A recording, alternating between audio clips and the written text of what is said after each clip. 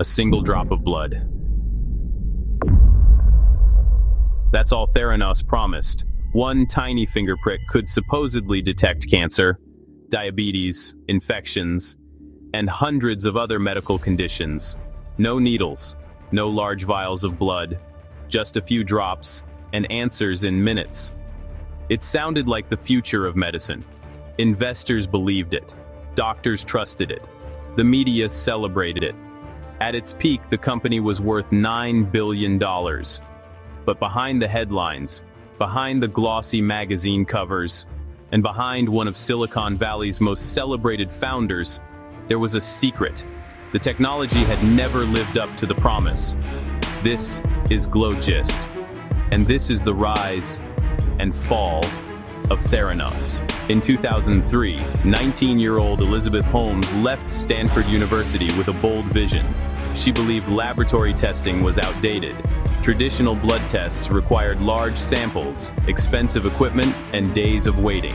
Holmes wanted to change all of that. Her company, Theranos, claimed it could perform hundreds of laboratory tests using only a few drops of blood collected from a finger prick. If it worked, it would revolutionize healthcare around the world. Patients would receive faster diagnoses. Doctors could make quicker decisions. Medical testing could become cheaper, easier, and more accessible. It sounded like exactly the kind of breakthrough Silicon Valley loved.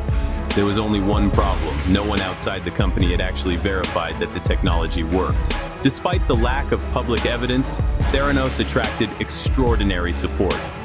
Holmes became one of the most recognizable entrepreneurs in America. She appeared on magazine covers. She spoke at major conferences. She adopted the now famous black turtleneck, often compared to Steve Jobs.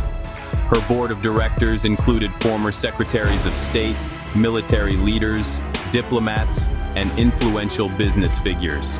The board brought credibility, but remarkably, very few members had backgrounds in laboratory science or medical diagnostics. Investors continued pouring hundreds of millions of dollars into Theranos. By 2014, the company was valued at approximately $9 billion.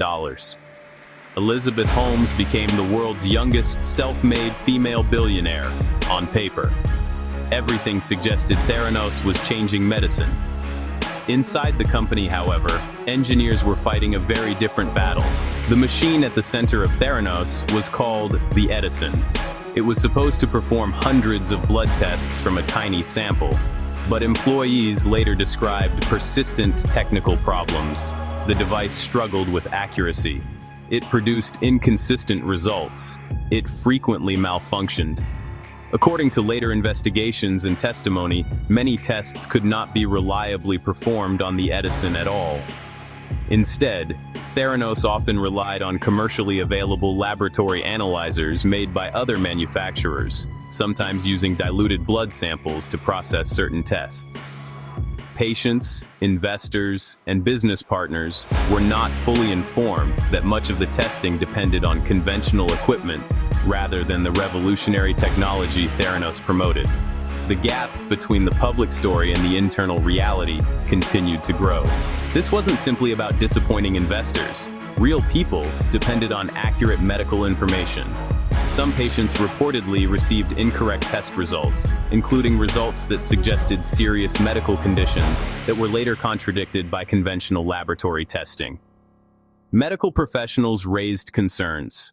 Former employees became increasingly uncomfortable. Several eventually decided they could no longer stay silent. For years, however, those warnings remained largely hidden from public view.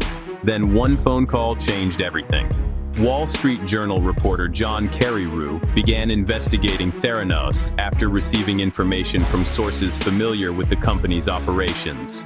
Over months of reporting, he interviewed former employees, examined internal documents, and verified claims with independent experts. In October 2015, the Wall Street Journal published its first major investigation. The article challenged nearly every core claim Theranos had made about its technology. The company's carefully crafted image began to unravel. As additional reporting followed, regulators launched investigations. Public confidence collapsed. Federal regulators inspected Theranos laboratories and identified serious deficiencies. The Centers for Medicare and Medicaid Services eventually imposed sanctions that prevented Holmes from owning or operating a clinical laboratory for 2 years. Walgreens, Theranos' largest retail partner, ended its relationship with the company. The Securities and Exchange Commission charged Elizabeth Holmes and former Theranos executive Ramesh Sunny Balwani with raising hundreds of millions of dollars from investors through what prosecutors described as an extensive fraud.